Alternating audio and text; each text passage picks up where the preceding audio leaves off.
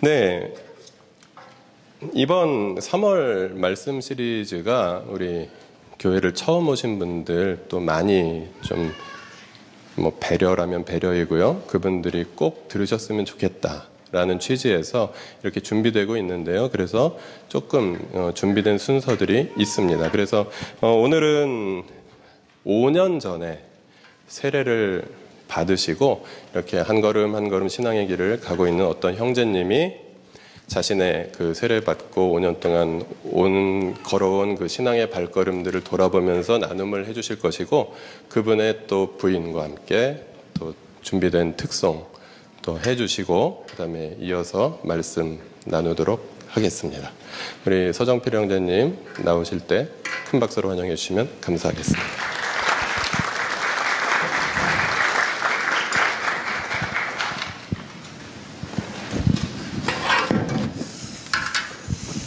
안녕하세요. 좀 떨리는데 그냥 준비된 글을 나름 잘 읽어보겠습니다. 잘 들어주십시오. 네. 안녕하십니까. 저는 한 달 전부터 갑자기 여기 나타나서 공짜 점심도 얻어먹고, 그리고 시간 맞춰서 빨간색 광역버스 타고 사라지는 서정필이라고 합니다. 신설동 나들목교회 52기 가족이고요. 저기 앉아 계신 같이 사는 분은 무려 6기 가족입니다. 5년 전 이맘때 옆에서 펑펑 우는 아내 옆에서 세례를 받았고, 그 모습이 나들목교회 홈페이지에 한동안 올려져 있었습니다. 지금 다시 갔더니 지금 없더라고요. 세례 5년을 맞아서 이번 기회에 제 신앙을 한번 되돌아보는 시간을 가졌습니다. 17년 전 어느 날로부터 얘기를 시작해 보려고 합니다. 그 해는 밀레니엄, Y2K 등의 단어가 유행하던 그런 해였습니다. 연도 앞자리가 1에서 2로 바뀌던 그해 여름, 저는 지금의 성북구 하월곡동 222번지에 있었습니다. 지금 찾아보니까 두산 위브 아파트가 크게 자리한 곳인데, 그 전에는 언덕 위에 작은 집들이 다닥다닥 붙어있는 달동네였습니다. 대학 시절 학교에 다닌다기보다는 학생회에 다니던 그 당시에 저는 해 뜨면 그때 있었던 남북 정상회담 결과를 알리는 유인물을 돌리고, 해가 지고 보통 학생들이 돌아가면 버스 타고 월곡동 철거민대책위원회로 이동해 그곳을 지켰습니다. 철거민대책위원회 사무실은 얼마 전까지 당구장이었던 어떤 건물의 2층에 있었는데, 창문에 누워서 있다가 불침번 쓰다가 좀 쉴 때 당구장 다이에 누워서 이제 자는데, 그때 기도를 했습니다. 그날 진짜 시한부 선고받은 표정의 철거민들과 함께 회의를 하고 밤에 누워서, 하나님, 제가 잘 교회도 안 나가고 데모만 하고 다니는데 듣고 계시다면 제발 이곳에 철거 용역들이 내일은 오지 않도록 해주세요. 편찮으신 분도 계시고 너무 날도 덥고 힘든데 오지 않도록 해달라고 전문 용어로 용역들한테 이미 털린 옆 동네를 보고 기도했습니다. 하지만 기도는 기도고 언제나 현실은 현실인 법이라 이틀 후에 슬픈 예감은 마저 떨어졌고, 그곳은 언제 그런 달동네가 있었냐는 듯이 흔적도 없이 사라졌습니다. 그리고 저는 기도와 점점 멀어졌고, 주로 거리에서 뛰어다니고 구호를 외치고 자주 정경과 몸싸움을 하며 그렇게 20대를 보냈습니다. 일상이 된 소음 속에서 살아가는 매양리 주민들을 만나고, 난쟁이가 쏘아올린 작은 공에 등장하는 당신들의 남루한 집을 곧 털어버리겠다는 최고장을 연습장으로 쓰는 전국 철거민 연합 분들과 수다를 떨고, 농민대회 날 학교 깃발 들다가 정경들에게 깔려서 평생 안고 가야 할 다리 통증을 얻으면서 그렇게 살았습니다.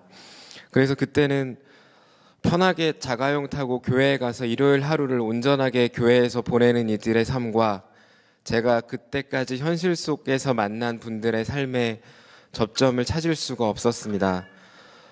절박함, 5년 전에 세례 받을 때도, 그리고 40을 곧 앞에 둔 지금도 저를 놓아주지 않는 화두입니다.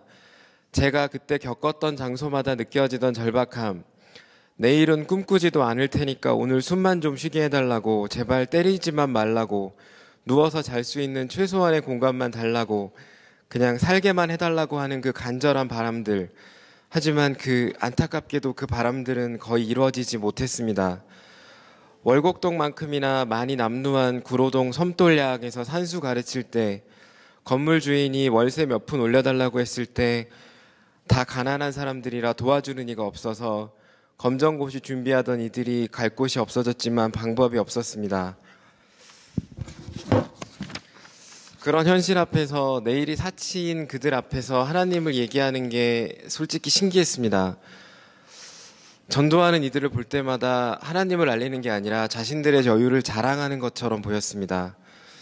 그때부터 저에게 하나님이란 솔직히 많이 참 바쁘신 분으로 여겨졌습니다. 제 보잘것없는 머리로 상상한 것보다 항상 더한 절박함을 봐도 하나님께서 개입하시지 않는 것으로 보였습니다. 슬펐습니다. 정말 많이 슬펐습니다. 하나님이란 어른들 시키는 대로 말씀 잘 듣고 학점 관리 잘해서 대기업에 들어가거나 고시 패스한 뒤에 일요일 하루를 온전히 교회에 바칠 수 있는 이들만을 사랑하는 존재로 그렇게 착각하고 그렇게 여기고 살았습니다. 절박한 일과 함께 하다가 세상에 정해놓은 시간표를 따라가지 못한 저에게 교회 담장은 참 높아 보였습니다. 그때부터 5년 전 세례를 받을 때까지 하나님이 계신다는 것은 믿고 확신하지만 하나님은 저에게는 찾아올 시간이 없게 바쁘신 분으로 여겨졌습니다. 심지어 저를 상당히 한심한 눈으로 보고 학점 쌓고 스펙 쌓고 자신의 영달의 모든 것을 바쳐가는 기독교인을 볼 때마다 하나님은 주일까지 생존을 위해 빼앗겨야 하는 이들에겐 관심이 없고 저렇게 자신을 위한 바리케이트를 든든히 쳐놓고 사는 사람들에게 면죄부를 주시는 분이라는 생각까지 했습니다. 그래서 5년 전 세례를 준비하며 전 이렇게 적었습니다. 제 나름대로 제가 옳다고 생각하는 일을 언제나 실천하며 살겠습니다. 저는 이 땅에 박정희 전두환 잔당을 사라지게 하고 형식적 민주주의 완성에 그친 6월 민중항쟁을 미완의 항쟁에서 완성의 항쟁으로 만드는 것, 이것은 누가 봐도 옳은 일이라고 생각합니다. 그래서 전 이것을 외면하지 않고 자신의 안위만 지키는 삶을 살지 않겠습니다. 이것이 하나님 나라를 이곳에서 이루어가는 길이라고 확신합니다. 그리고 5년 그렇게 살고자 노력했습니다. 제 또래들이 새로 구비한 안정성을 동창회에서 뽐낼 때마다 스산한 마음을 붙들고 제 뜻을 지키려고 노력했습니다. 하지만 역시 쉽지 않았고 세상은 도와주지 않았습니다. 세례받던 해 겨울 박근혜가 대통령이 되었습니다. 그리고 동네에서 태어났다면 좋은 친구가 될 수 있었을 제 또래 한진중공업 최강서라는 노동자가 박근혜 5년을 견뎌야 한다는 절망을 이기지 못하고 스스로 목숨을 끊었습니다. 피청구인 대통령 박근혜를 파면한다, 이 말을 듣고 한번 얘기도 나누지 못한 최강서라는 이름이 마음속을 채워 많이 울었습니다. 몸 반이 잘려나가는 절망 속에 2013년을 보내고 맞이한 2014년 봄 4월 또다시 나머지 반이 잘려나가는 경험을 합니다. 아내도 모르고 가족들도 모르지만 혼자 있을 때 자주 울었습니다. 대체 어떻게 살아야 하는지, 대체 살아있다는 게 무슨 의미가 있는지 절망 속에 자주 울었습니다. 지금도 최강서, 세월호 이 단어들만 떠올리면 바로 가슴 속에서 울음이 터집니다. 하나님께서는 모든 것을 주관하신다면서 착한 사람들을 너무 아프게 하고 심지어 목숨까지 잃게 하는 모습이 잘 이해가 되지 않았습니다.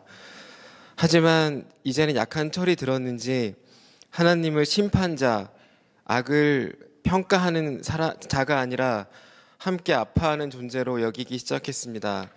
그땐 선악을 정확히 둘로 나누고 악을 섬멸하는 것이 바로 선을 이루는 것이라고 생각했지만 이제는 악을 행하는 사람에 대한 분노마다 악을 행하게 되는 상황이 함께 아파하게 된 것 같습니다. 절박함으로 채워진 장면을 볼 때 과거엔 악인을 어떻게 하면 심판할까를 먼저 고민했다면 지금은 이 상황도 결국 하나님의 뜻이라는 걸 받아들입니다.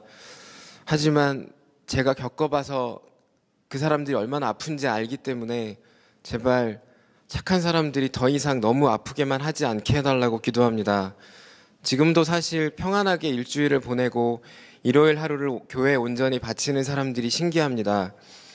평일 내내 자신과 가족이 아니만 챙기고 살다가 주일 언제 그랬냐는 듯이 통성기도하는 모습을 보고 아직 많이 불편한 것도 사실입니다. 하지만 무조건 악을 심판하자는 시절에 비하면 그래도 많이 착해진 것 같습니다. 그래도 아직 영적으로 성숙하고 향기를 내는 분들을 조금이라도 닮아가기엔 제 자신이 너무 갈 길이 멉니다. 5년 전에도 그랬고 지금도 그렇고 앞으로도 제 간증문은 계속 현재 진행형일 것 같습니다. 감사합니다.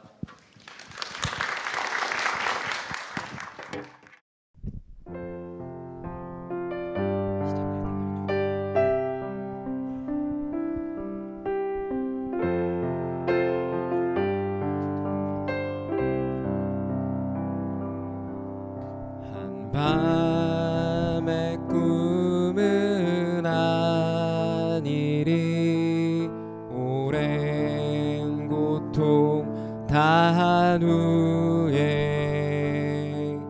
내 형제 빛나는 두 눈에 뜨거운 눈물들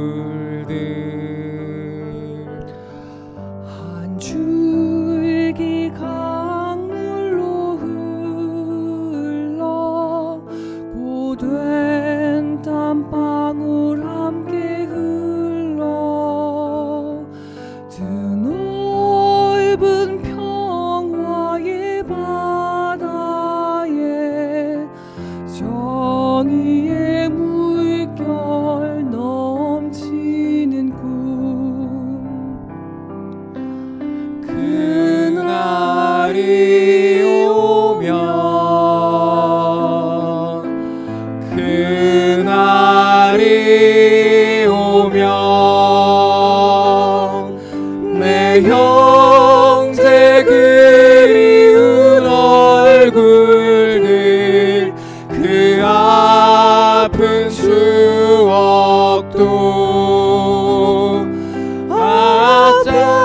짧았던 내 젊음도 헛된 꿈이 아니었으리 그날이 오면 그날이 오면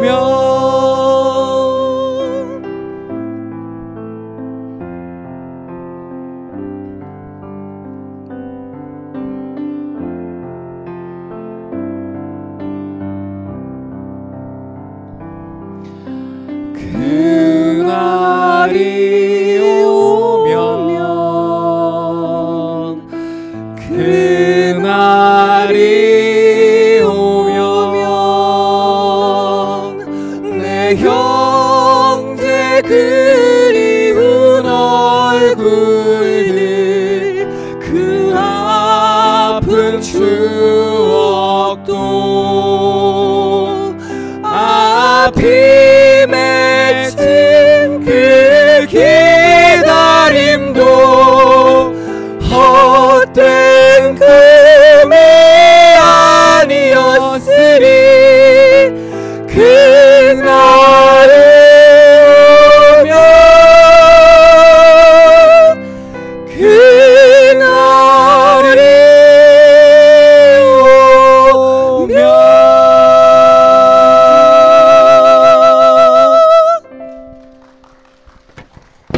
네, 요즘에 공짜 밥을 드시고 계셔서 밥값 좀 하시라고. 예. 그리고 이제 세례 받은 기억이 이제 나서 이제부터 그때부터 어떻게 좀 고민하며 살아오셨는지 듣고 싶었습니다. 그리고 또 오늘 설교 제목과 같은 이 노래, 여러분 오늘 처음 들어보신 분들도 있으실 텐데요. 제 나이보다 젊으면서 20대 초반에 이 노래를 불러본 경험이 있는 사람들을 찾았으나 교회 내에서 찾을 수가 없었습니다. 그래서 멀리 신설동에 있는 나들목 교회에 계신 우리 두 분 형제자매님을 찾게 되어가지고 이렇게 부탁을 하게 되었습니다. 많은 아직도 걸어가야 할 길이 많이 남아있는, 또 신앙적인 측면에서 봐도 많이 또 해결해야 될 고민들이 많이 남아있는 그런 간증이었지만 저는 그 미완에 그리고 현재 진행형에 계속해서 찾아가고 있는 영적인 여정이 참 좋았습니다. 그리고 약간 뭐 정필 형제한테는 욕일지 모르겠지만 저랑 좀 비슷한, 또 저랑 생일도 아마 같으시죠? 영광입니다. 네, 감사합니다. 간증하신 정필 형제도 20대 초반에 이 노래를 약간 슬픈 정서를 가지고 불러보았을 것이고요. 또 저도 그런 시절을 보냈습니다. 또 여기 계신 분들 중에 저보다 형, 누나들은 아마 불러보신 경험도 있으실 것입니다. 이 노래는 전태일이라는 22살을 일기로 세상을 떠난 어느 청년 노동자를 추모하면서 1985년경에 지어진 그런 노래입니다. 그 22살의 평화시장 청년 노동자가 꿈꾸었던 세상은 엄청난 그 지상낙원과 같은 그런 세상이 아니었습니다. 근로기준법을 지켜라. 우리는 기계가 아니다. 일요일은 쉬게 해달라. 노동자를 혹사하지 말라. 그리고 내 죽음을 헛되이 말라. 이렇게 외치면서 세상을 떠났고요. 그 이후로 우리나라의 노동이라는 개념, 그리고 노동운동이라는 개념, 그리고 노동인권이라는 개념, 이런 것들이 조금씩 생기게 되었습니다. 또 저는 그 해에 태어난 사람이기도 했습니다. 네. 지상낙원이 아니라 상식이 통하는 세상을 꿈꿨던 그런 20대 초반들이 이 땅에는 많이 있습니다. 여기 앉아 계신 저보다 조금 연배가 있는 분들 중에는 아마 함께 그런 꿈들을 꾸었던 분들이 많이 있으실 것입니다. 그 세상은 대단한 세상이 아닙니다. 권력자도 법을 지켜야 하는 세상, 그런 세상을 저희는 꿈꿔왔던 것입니다. 인간이 인간의 존엄성을 지킬 수 있는 세상, 그런 세상을 꿈꿨던 것이죠. 그래서 그런 세상을 그냥 사람 사는 세상이다 라고 부른 그런 젊은이들이 많았던 그런 시대를 우리는 거쳐서 지금까지 오게 되었습니다. 그날이 오면, 이 제목을 들으면 우리는 희망이라는 것에 대해서 생각해 보게 됩니다. 그것은 지난주에 우리가 말씀을 나누었던 이 슬픔과 고통으로 가득 찬 세상에서, 그리고 약육강식의 원리가 지배하는 세상 속에서 각자 도생에 골몰할 수밖에 없는 존재인 사람들이 질문하는 것입니다. 과연 이 세상에 희망이라는 것은 있는 것인가? 오늘보다 내일이 더 나아질 수 있는 것인가? 이런 질문들을 답도 없이 던지면서 우리는 살아갑니다. 세상의 고통과 슬픔들을 해결하기 위해서 사람들은 역사상 많은 사람들이 여러 가지 다각적으로 노력들을 해왔습니다. 교육을 통해서 사람들을 바꾸고 사람들이 바뀌면 세상이 좋아지겠지 하는 많은 시도들이 있었습니다. 그러나 오늘날의 교육은 어떻습니까? 불평등의 확대 재생산 과정이 교육이 되었습니다. 우리가 흔히 요즘에 많이 하는 말로 무슨 렉이라고 하는, 뭐 목렉이라고 하는 단어도 있더라고요. 목사 쓰레기, 법꾸라지, 그리고 영혼 없는 공무원, 영혼 없는 전문가, 이런 종류의 사람들이 계속해서 양산되는 것이 교육이라는 이 세상의 시스템을 통한 것이라는 것을 우리는 알고 있습니다. 혹시 이 중에 그 학교를 졸업하신 분이 계시다면 대단히 죄송하지만 제가 그 학교를 못 나왔기 때문에 이런 소리 하는 거라고 그냥 양해해 주시면, 너그럽게 양해해 주시면 감사하겠습니다. 그 전 대통령 관련한 청문회가 열렸을 때 증인석에 앉은 대부분의 사람들이 그 학교 출신이었습니다. 그 학교 나온 사람들이 망친 나라를, 그리고 몇몇 청문위원들이 질문하면서 요정이라는 그런 타이틀을 얻었는데요. 그 요정들도 그 학교를 나왔습니다. 자기 학교 선후배끼리 한쪽은 나라를 망친 쪽에 있고 한쪽은 나라를 또 바로 세우려는 쪽에 있고, 그렇게 고민하지만 또 나라를 망친 사람들이 물러나도 또 다음 사람들이 또 나라를 맡을 것이고, 그 다음 사람들이 잘 해내리라는 보장은 우리의 역사를 보면 별로 없는 것처럼 보입니다. 오늘날 교육이라는 것에서 우리가 희망을 찾는다는 것은 상당히 어려운 일입니다. 과학기술, 그리고 의학, 이런 것들을 통해서 우리가 볼 땐 어떻습니까? 정말 과거에 비해서 과학이나 기술, 그리고 의학, 이런 것들이 굉장히 많이 발달했지만, 그러나 그 발달한 과학기술은 대량 살상 무기를 만들어서 한 번에 수많은 사람들을 죽일 수 있는 그런 기술을 인류는 가지게 되었고, 그리고 그 결과로 인해서 환경이 파괴되고 오염되고, 지구가 이제 이 지구라는 별을 계속해서 인간이 사용할 수 있을 것인가 하는 질문을 기독교인이 아니라도 던질 수밖에 없을 정도로 환경은 오염되고 있습니다. 그리고 의학이 계속해서 발달하지만 그 발달한 의학은 자본과 심각하게 결부되어 있고, 그리고 생명윤리의 문제가 대두되고 있습니다. 정치, 경제, 제도, 법 등의 시스템은 어떻습니까? 그것들을 통해서 엘리트 계층이 자신들의 항구적 지배를 강화하는 시스템으로 잘 운영되고 있습니다. 인문학이나 예술이나 종교, 이런 것들은 어떻습니까? 간증하신 분께서도 말씀해 주셨지만, 시간이 많은 사람들이 즐길 수 있는 것, 먹고 사는 문제가 해결되고, 그리고 시간이 많아야 책도 읽을 수 있고, 음악회도 갈 수 있고, 심지어 교회도 갈 수 있습니다. 어제 저희 교회 인문학 교실 그 침묵이라는 책을 읽고 함께 모이는 모임에도 여러분이 얼마나 먹고 살기가 힘드셨으면 한 3분 정도밖에 오지 못하셨습니다. 우리가 그런 현실 속에 살고 있습니다. 이것이 2017년의 대한민국입니다. 저는 지난 3월 6일에 저의 마음을 굉장히 아프게 하는 어떤 기사를 읽었습니다. 이것이 이제 주보 몇 면이죠? 5면인가요? 제가 발췌해 놓았는데요. 제가 읽어드리겠습니다. 현장 실습생의 죽음, 회사에 무슨 일 있었나?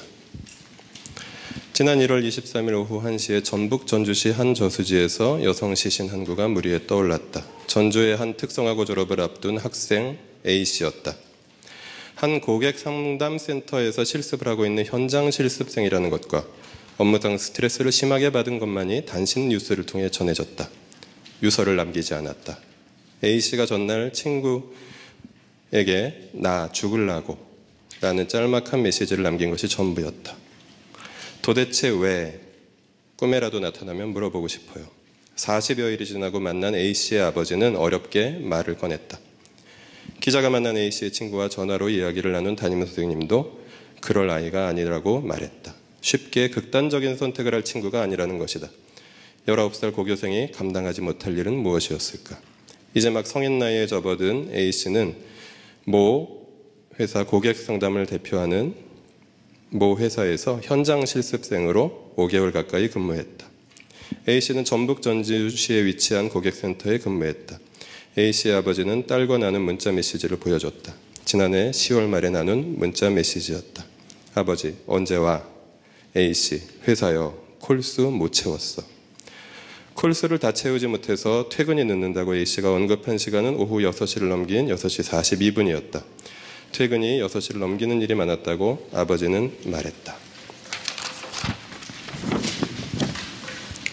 수습을 거치고 12월이 되면서는 짜증을 내는 말이 많고 성격도 변했습니다. 방어를 못할 때는 위에서 압력이 있는 것 같았습니다. 직원들이 있는 곳에서 타박을 들었던 모양입니다. A씨의 친구는 때로 울면서 전화가 와요. 회사 때문에 너무 힘들다는 거예요. 자세히는 말하지 않았지만 고객들의 폭언 때문에 힘들었던 것 같아요. 해지를 방어하는 팀이었는데 부모님 욕을 하기도 했다고 해요. 라고 말했다. A씨에게 그 센터는 첫 직장이었다.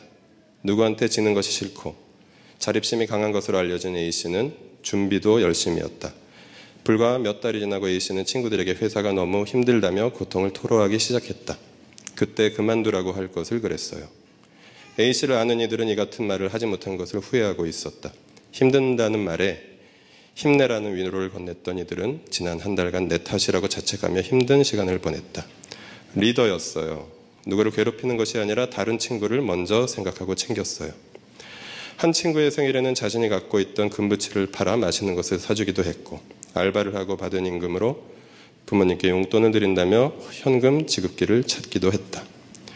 부모님 앞에서는 툴툴거려도 뒤에서는 챙기는 그런 친구였어요.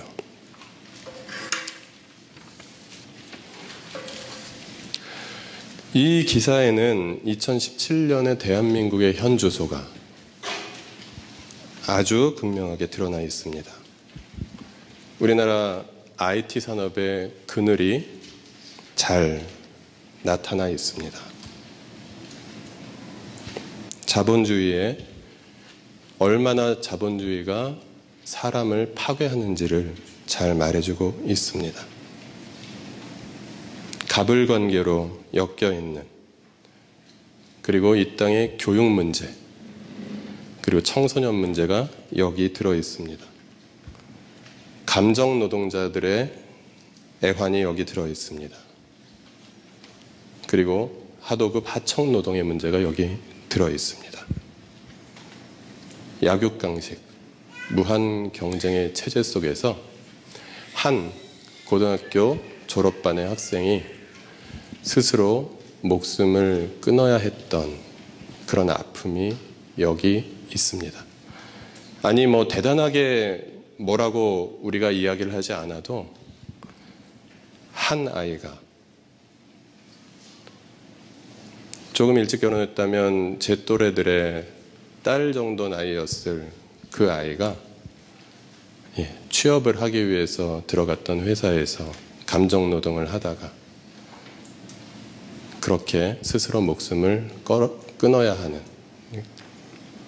아직까지 우리나라는 그런 나라입니다. 희망은 있는가? 사람들은 질문합니다. 베드로전서 3장 14절에는 그 희망에 대해서 이야기하고 있는데요. 같이 읽어보실까요? 그러나 정의를 위하여 고난을 받으면 여러분은 복이 있습니다. 그들의 위협을 무서워하지 말며 흔들리지 마십시오. 다만 여러분의 마음속에 그리스도를 주님으로 모시고 거룩하게 대하십시오.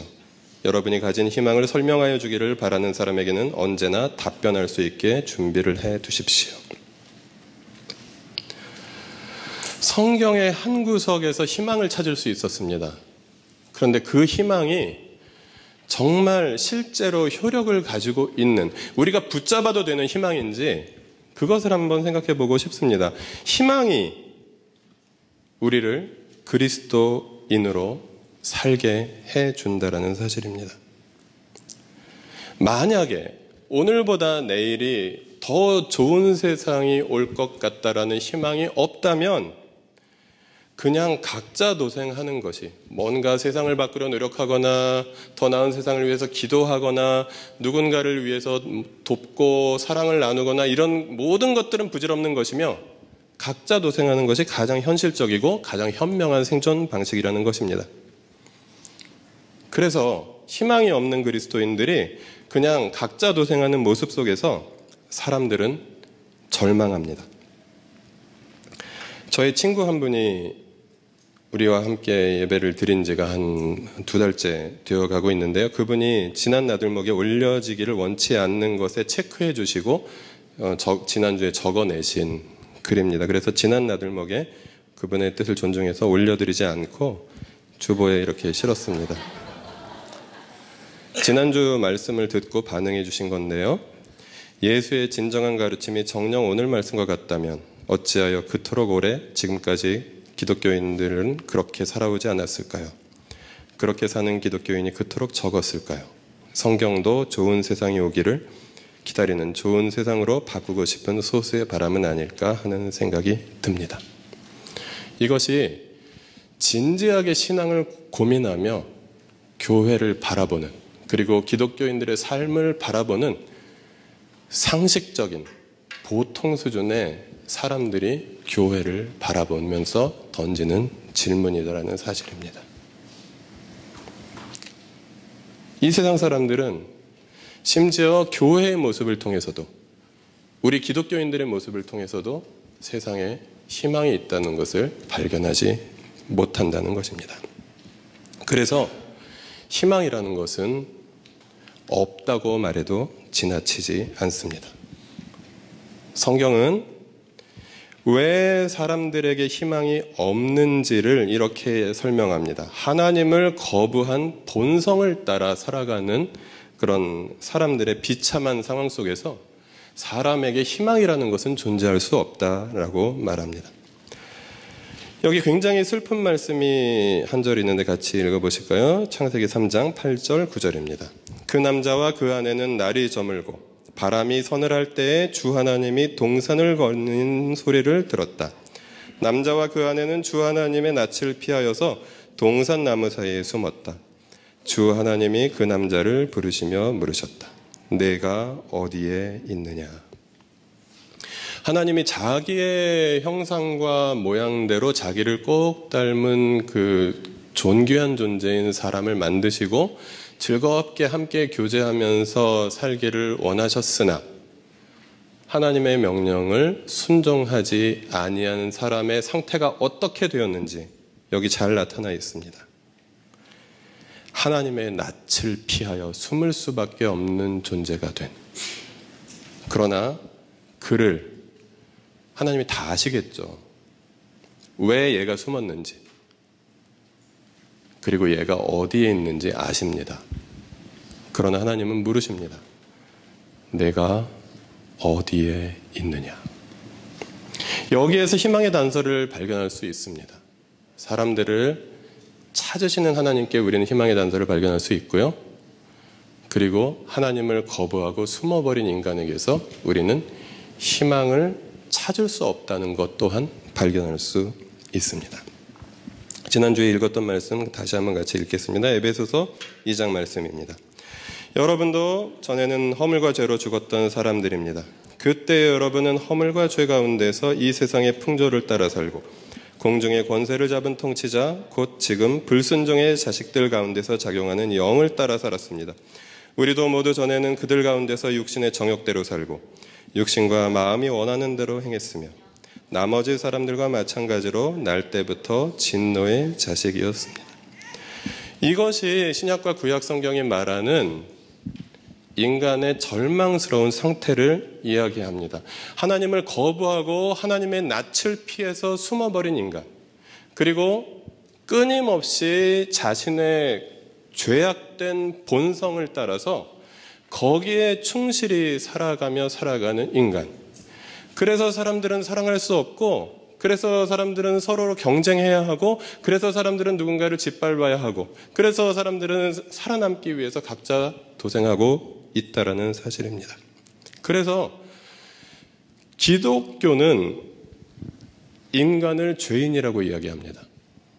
그것은 여러분 같이 착하게 생긴 분들이 죄를 많이 지어서 죄인이 아니라 하나님을 떠난 그 본성을 추구하는 인간의 성향, 자기중심성이라고 말할 수 있는 그것을 우리는 죄성이라고 말합니다. 이것을 요약하면 이것입니다. 싫어. 하나님을 거부합니다. 내 거야. 하나님의 것을 내 것이라고 생각하며 그리고 내 마음대로 할 거야. 하나님의 뜻을 묻고 하나님의 뜻에 순종하고 싶어하지 아니하고 내 뜻대로 내 본성대로 살기를 원하는 사람들의 마음을 요약했습니다.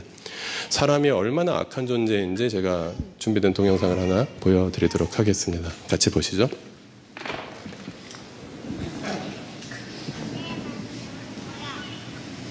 다시 한번 보여주시겠어요? 얘가 무슨 소리 하는지 안 들리는데?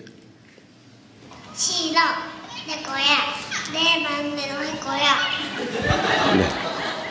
저 아이는 숲학교에 입학한 학생 중에서 가장 어린, 평생 어린이집이나 어떤 유치원이나 이런 데를 한 번도 가보지 않은 아이입니다.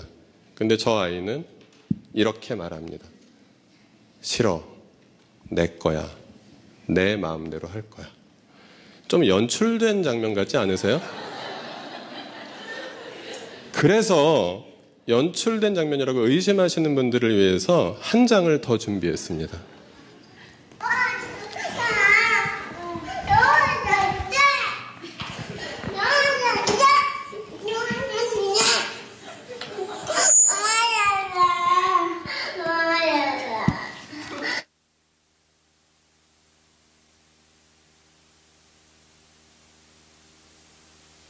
네. 부모가 좀 도와줬다고 내 마음대로 해야 되는데 내가 해야 되는데 부모가 좀 도와줬다고 저렇게 폭력적으로 반응하는 인간의 모습을 우리는 봅니다. 저 아이는 어디 가서 나쁜 친구를 사귈 만한 그런 기회가 없었습니다. 간 곳은 교회밖에 없었고요. 그리고 만난 어른들은 전부 교회 이모 삼촌들밖에 없었습니다. 그런데 저 아이는 저런 행동을 서슴지 않고 하고 있습니다. 근데 저 아이만의 모습일까요? 그것이 인간의 모습이라는 것입니다. 성경은 그런 인간을, 하나님을 거부하고 그리고 내 마음대로, 내 본성대로, 내 욕심대로 살고 싶어하는 인간을 이렇게 표현합니다. 예레미야 2장 13절 같이 읽어보시겠습니다. 참으로 나의 백성이 두 가지 악을 저질렀다. 하나는 생수의 근원인 나를 버린 것이고 또 하나는 전혀 고이지 않는 물이 새는 웅덩이를 파서 그것을 샘으로 삼은 것이다. 성경은 인간이 자신의 행복의 근원인 하나님을 잃어버렸다라고 이야기합니다. 인간이 자신의 행복의 근원이 하나님이시라는 사실을 창세기 1장 28절은 이렇게 말합니다. 하나님이 그들에게 복을 베푸셨다. 그래서 하나님의 계획에 맞게 이 세상에서 하나님께서 맡겨주신 삶을 아름답게 가꾸어 가라.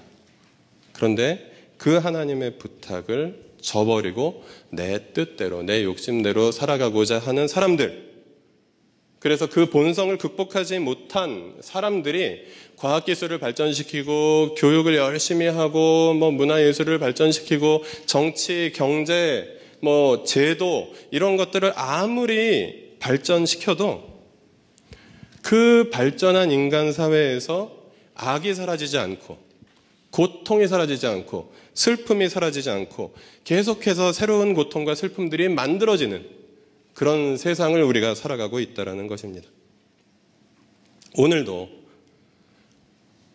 제가 공동체 소식 나눌 때 그 텃밭 같이 가꾸실 분들 이렇게 모집했었잖아요. 텃밭을 해보신 분들은 압니다.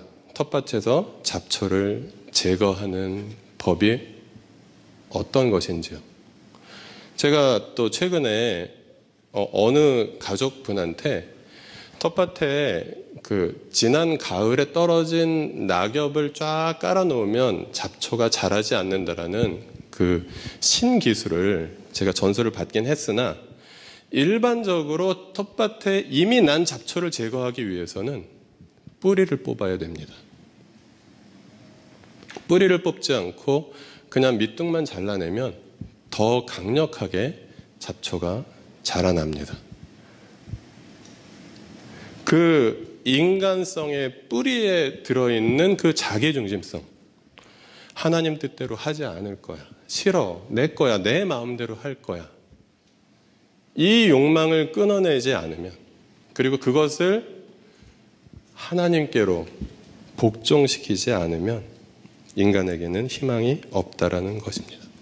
그래서 이 사회가 계속해서 발전해 가고 있는데, 계속해서 이 사회의 악도 훨씬 복잡해지고 범죄들도 훨씬 지능화되고 또 고도의 그 기술과 그리고 뛰어난 머리를 가진 범죄자들이 계속해서 만들어지기도 하는 것입니다. 여러분, 과연 희망은 있는 것일까요? 희망이 없다라고 정리하고 그냥 오늘부터 각자 도생하기로 할까요? 그러나 성경은 인간의 비참한 상태를 말해주는 것과 동시에 그러나 희망은 분명히 있다라고 말씀하고 있습니다. 지난주에 읽었던 이사야 11장 6절부터 10절 말씀 같이 읽어볼까요? 그때에는 이리가 어린 양과 함께 살며 표범이 새끼 염소와 함께 누우며 송아지와 새끼 사자가 살찜 짐승이 함께 풀을 뜯고 어린아이가 그것들을 이끌고 다닌다. 암소와 곰이 서로 벗이 되며 그것들의 새끼가 함께 눕고 사자가 소처럼 풀을 먹는다. 젖 먹는 아이가 독사의 구멍 곁에서 장난하고 젖된 아이가 살무사의 굴에 손을 넣는다. 나의 거룩한 산 모든 곳에서 서로 해치거나 파괴하는 일이 없다. 물이 바다를 채우듯 주님을 아는 지식이 땅에 가득하기 때문이다. 그날이 오면 이새의 뿌리에서 한 싹이 나서 만민의 깃발로 세워질 것이며 민족들이 그를 찾아 모여들어서 그가 있는 곳이 영광스럽게 될 것이다. 예수님이 바로 이분이라고 우리가 고백하는 메시아를 구약의 모든 저자들은 기다리면서 그날이 오면 약육강식의 시스템이 해체될 것이다.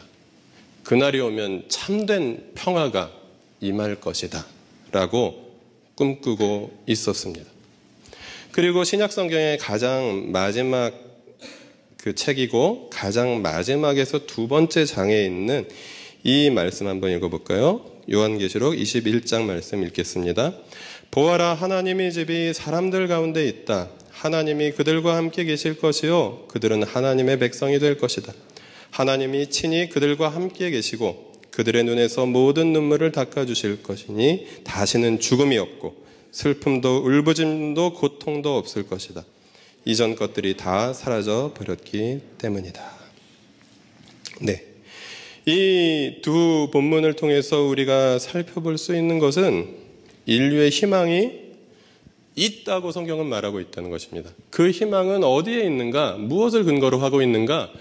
메시아가, 그리스도가 다스리는 나라, 그 나라에서 약육강식의 그 시스템이 해체될 것이고, 그리고 다시 하나님을 등지고 그리고 하나님을 거부하고 하나님의 낯을 피해서 숨은 인간이 다시 하나님이 그들과 함께하는 세상이 될 때, 그때 슬픔도 고통도 사라질 것이다 라고 성경은 말하고 있다는 것입니다.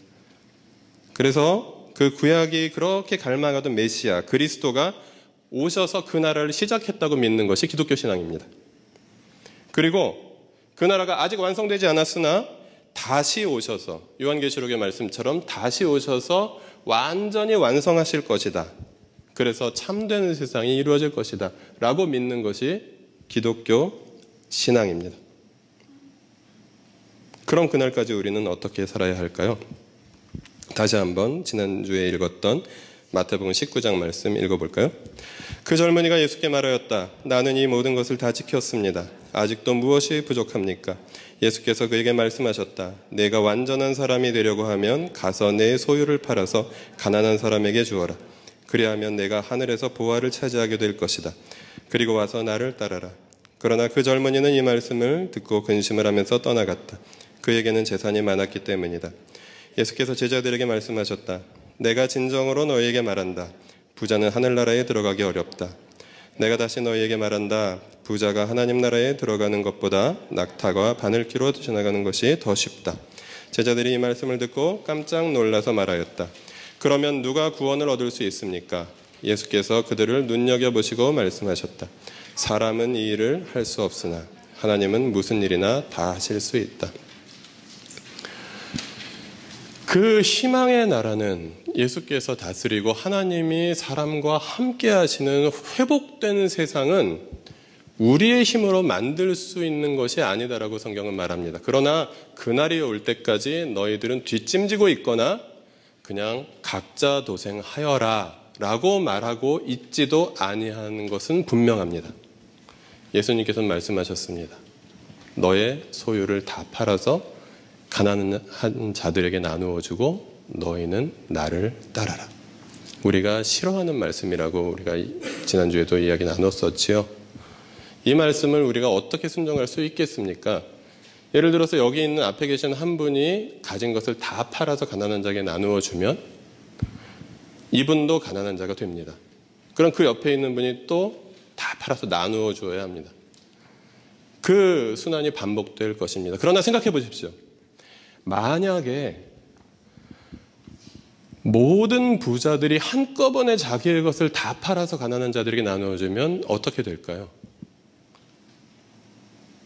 그러면 가난한 자들이 없어질지도 모릅니다. 그 일이 어떻게 가능할까요? 여기 써 있습니다. 사람은 이 일을 할 수 없으나 하나님은 무슨 일이나 다 하실 수 있다. 그래서 우리는 예수님의 말씀을 우리 삶 속에서 어떻게든 순종하기 위해서 지혜를 모아야 합니다. 예를 들면 이 말씀을 이렇게도 적용할 수 있습니다.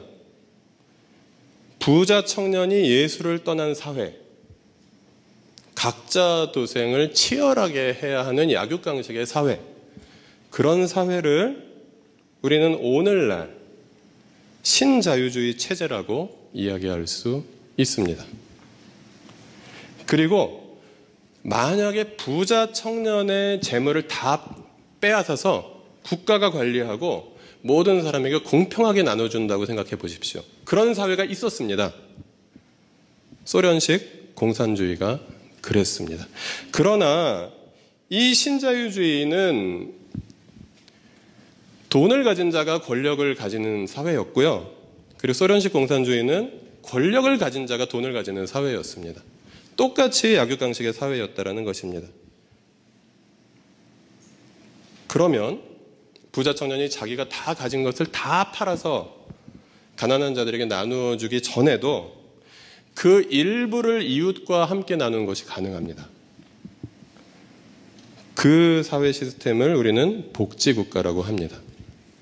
그래서 세금을 부자들이 더 내는 방법으로 약육강식의 시스템을 완화할 수 있는 사회가 가능하기도 하고요. 지구 반대편 어딘가에 존재하기도 합니다. 그런데 우리나라는 이 셋 중에 어떤 시스템을 가지고 있습니까? 한쪽은 소련식 공산주의를 가지고 있고 한쪽은 신자유주의를 가지고 있습니다. 양쪽 다 약육강식의 시스템에서 남북한이 그렇게 살고 있으면서 서로 종북이네 반동이네 이러고 있다라는 것입니다. 그러면 더 나아가서 부자 청년이 온전히 예수를 따르는 사회는 어떻게 될까요? 정말 아름다운 세상이 될 것입니다. 그런데 그 세상이 올까요? 성경은 그 세상이 인간의 노력으로 올 수 없다라고 분명히 말하고 있습니다. 그러나 언젠가 하나님이 정하신 때에 온 세상을 심판하실 때 그날에 하나님의 나라가 이미 시작된 하나님 나라가 완성될 때 그 나라는 실현될 것이다 라고 말씀하십니다. 그런데 우리 그리스도인들은 나중에 실현될 것이기 때문에 순종을 유보하는 사람들이 아닙니다. 주님께서 지금 나를 따르라고 말씀하신 그 말씀에 순종하는 사람들이 있는. 그러면 교회는 서툴더라도 아직 능력이 부족하더라도 그 일을 해야 한다는 것입니다. 그러나 교회의 현실은 어떻습니까? 뭐 세계의 교회가 어떤 모습인지 잘은 다 모르겠지만 대한민국의 교회의 모습은 신자유주의 체제를 강화하는, 약육강식의 체제를 강화하고 그냥 각자 도생을 응원하는 정도의 그런 모습을 보여주고 있는 것이 현실입니다. 그래서 우리 교회는 그 길을 우리도 걸어가고자 하지 않습니다. 그래서 우리 교회는 벽돌이 아니라 사람에게 투자하는 교회가 되고자 합니다. 여러분 주보 살펴보시면 청지기 헌금이니 절기 헌금이니 지정 헌금이니 바나바 헌금이니 이런 그런 명목의 헌금들이 있을 것입니다. 어떻게든 여러분의 지갑에서 돈을 끌어모아 가지고 하려고 하는 그것은 뭐냐면 돈으로 예수를 따르는 연습을 하는 것입니다. 많은 가족들이 제가 액수는 모르지만 동참해주고 있는 모습이 참 대견스럽고 감사합니다. 지금 몇만 원, 지금 몇십만 원을 나눌 수 없다면 어떻게 가진 것을 다 팔아서 가난한 자들에게 주고 주님을 따를 수 있겠습니까? 우리가 함께 내가 나의 사유재산을 더 이상 챙기지 않아도 안전한 공동체를 세워가면서 그것을 연습하는 것이 기독교 교회가 해야 하는 일이다라는 것이죠. 교육과 질병의 부담을 공유하는 공동체를 저희가 세우고자 꿈꾸고 있습니다. 그래서 숲학교도 이렇게 열었는데 아직은 많이 좀 여력이 없어서 학부모들이 돈을 내고 아이를 보냅니다. 그러나 교회가 성장하면서 그 아이들이 돈이 없어도 숲학교를 다닐 수 있는 그런 학교를 만들어 갈 것이고, 또 재작년인가요? 우리가 약속했었습니다. 지금 초등학교 3학년부터 교회를 이렇게 출석한 아이들이 대학을 다닐 때가 되면 대학 등록금을 교회가 부담하는 그런 교회를 한번 만들어 보자 라는 꿈을 함께 나눈 적도 있습니다. 그리고 만약에 우리 어떤 교우가 아픈데 치료를 받을 수 있는 능력이 없다면 교회가 치료해 주어야 하지 않겠습니까? 주 안에서 사랑합니다. 기도해 줄게요. 정도가 아니라 우리의 가족인데 우리가 고쳐주어야죠. 그게 형제 자매이잖아요. 그리고 만약에 그분이 여력이 있으면 다른 사람을 고치는 데 쓰라고 헌금을 하겠죠. 그것이 가족입니다. 그것이 하늘 가족입니다. 그것이 공동체입니다. 그리고 노후를 건강하게 함께 보내다가 서로의 장례를 치러주는 공동체 세우기 원합니다. 제가 저희 부모님한테 하는 모습을 보면 여러분이 이제 할머니, 할아버지가 됐을 때 여러분의 자녀들이 그 바쁜 생활 속에서 여러분을 자주 찾아뵙고 문안드리고 여러분을 외롭지 않게 해드릴 것이라고 저는 상상할 수 없습니다. 우리끼리 서로 의지하면서 같이 늙어가면서, 그래서 노년에 고독하지 아니하고 함께 재미나게 살다가 앞서거니 뒤서거니 이렇게 먼저들 돌아가시면 서로 장례 치러드리고, 또 우리 그 성장하는 자녀들 세대는 그것을 또 배워가면서 그렇게 걸어가는 삶의 모습들. 하나님께서 이 땅에 세우신 교회는 적어도 세상에 이렇게 사는 것이 삶이다, 이렇게 사는 것이 희망을 품은 사람들의 삶이다, 이렇게 사는 것이 예수를 만난 사람들의 삶이다 라는 것을 보여줄 수 있어야 한다는 말씀입니다.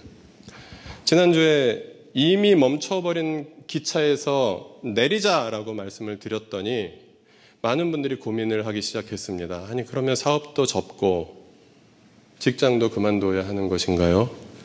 그런 분들이 많이 계십니다. 일단 약육강식의 세상 속에서 각자 도생하는 삶의 방식을 거부하는 것을 작은 것부터 연습해 보셨으면 좋겠습니다. 그리고 세상을 회복하고 계신 예수님의 사역에 다양한 방법으로 동참했으면 좋겠습니다.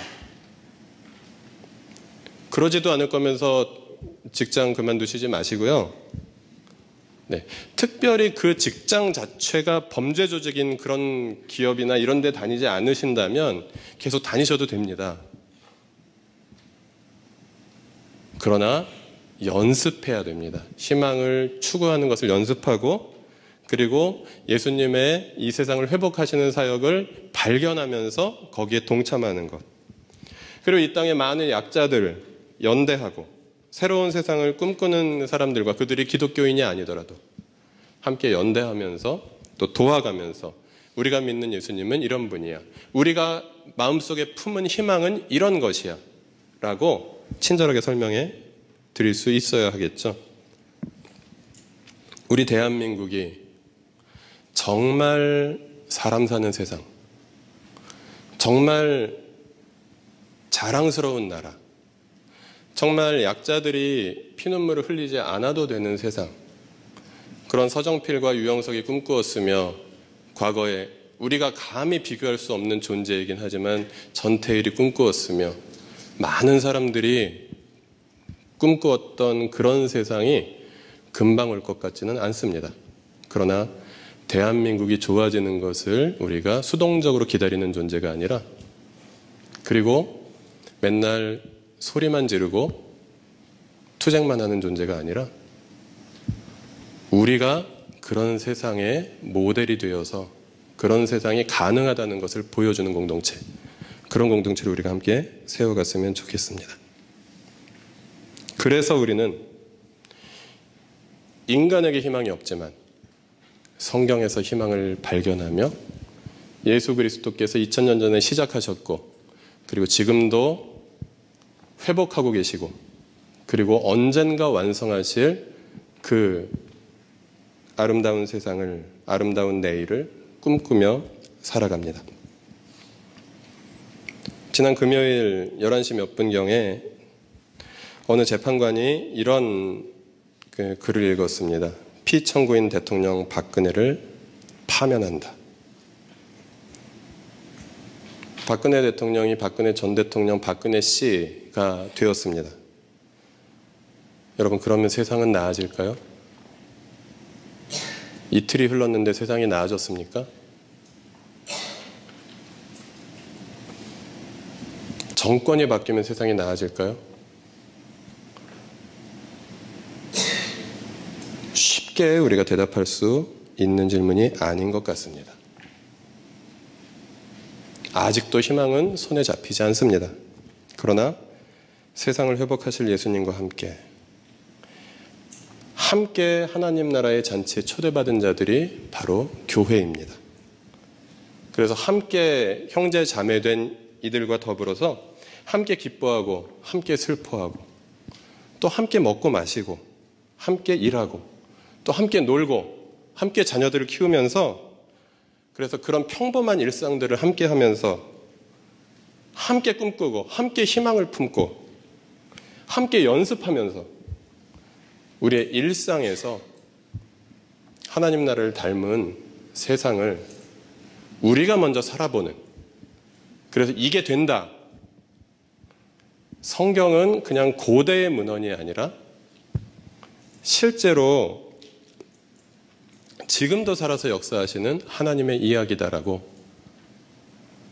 감히 증명할 수 있는 그런 공동체를 함께 세워갔으면 좋겠고요.